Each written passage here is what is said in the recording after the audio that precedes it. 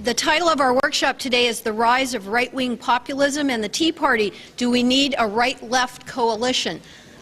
This is going to be a controversial topic, and I hope we stay on it.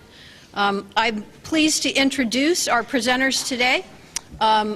From left, coming toward me, we have Chris Gavreau, Connecticut United Against the War, and she is on the administrative body of the National Assembly to End U.S. Wars and Occupations that have put on this fine conference for us. And next to Chris, Kevin Zeese, co-founder, Voters for Peace, Glenn Ford of the Black Agenda Report and Black is Back, and Medea Benjamin, Code Pink and Global Exchange. So welcome everyone. If you're in the wrong workshop, we're here to talk about the rise of right-wing populism and the Tea Party. Do we need a right-left coalition? We're going to go in reverse alphabetical order for the initial remarks so that Kevin Zeese will be speaking first. So please join me in welcoming Kevin Zeese.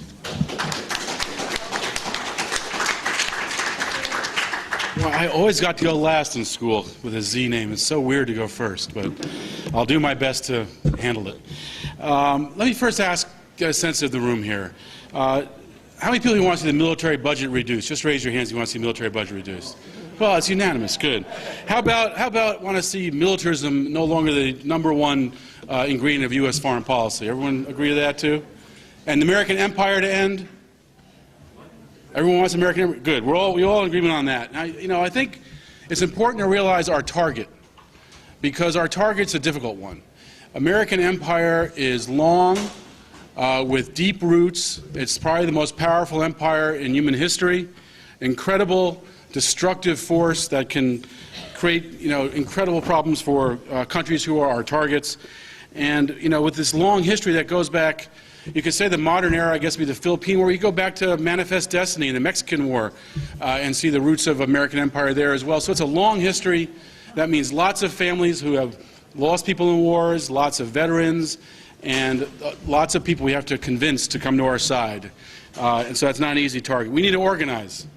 We need to organize among people in the environmental movement. We need to organize in the civil liberties movement, the women's movement, labor. All these are important. We can organize all of that, though, and we still would not be successful in ending empire. We need to figure out a way to bring people together from across the political spectrum so that we can now find a way to really create an anti-war movement that represents the full body of America, the full body of the United States, so that we can be successful in our goal. That's the idea, right? To be successful in our goal. We don't want to just hear each other talk. We don't want to just be talking to people I agree with, like, Glenn, and Medea, and Chris, who I agree with, I'm sure, on almost every issue. That's not going to be sufficient. That's not going to be sufficient. We need to do more than that. And so when I talk about organizing a right-left coalition, it's not because I am a Tea Partier. It's not because I'm a libertarian. In fact, I consider myself kind of a left-leaning socialist, I guess, if I had to pick a category. But the right is a problem for us. We need to neutralize it. We need to divide it. We need to bring those who we can to our side as allies. And the right is not monolithic. If you look at the history of anti-empire work, you will find people from the traditional conservative side being major players in it throughout our history. If talking about back to the Mexican War, the Philippines War, up to World War II, there's been a tradition of anti-war, anti-empire view on the right wing.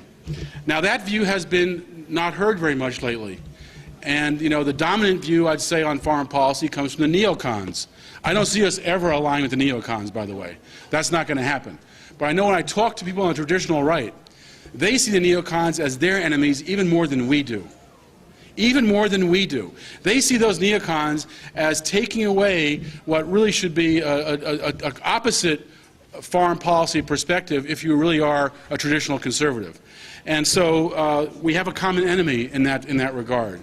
As the Tea Party, I see the Tea Party, if I had to pick one word to describe them, it would be confused.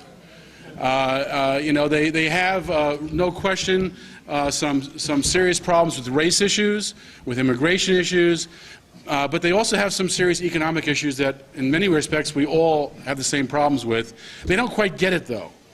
They think that the solutions, or they see, and you can't talk about they because it's such a confusing group, as more of a free market, less government approach, when the reality is we actually see the problem is corporate government, corporate cronies who are dominating government, corporate welfare that robs the middle class and workers and the new economy that we need to develop.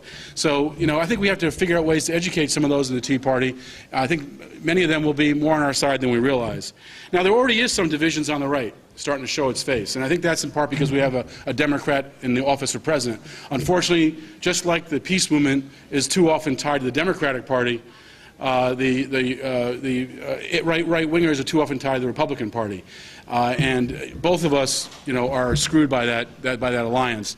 So, but we're starting to see like people like Ann Coulter, coming out challenging the Afghanistan war, and I think that's a great thing.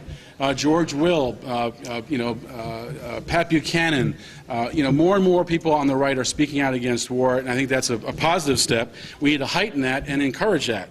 One of the long-term, strong anti-war groups in the country has been antiwar.com.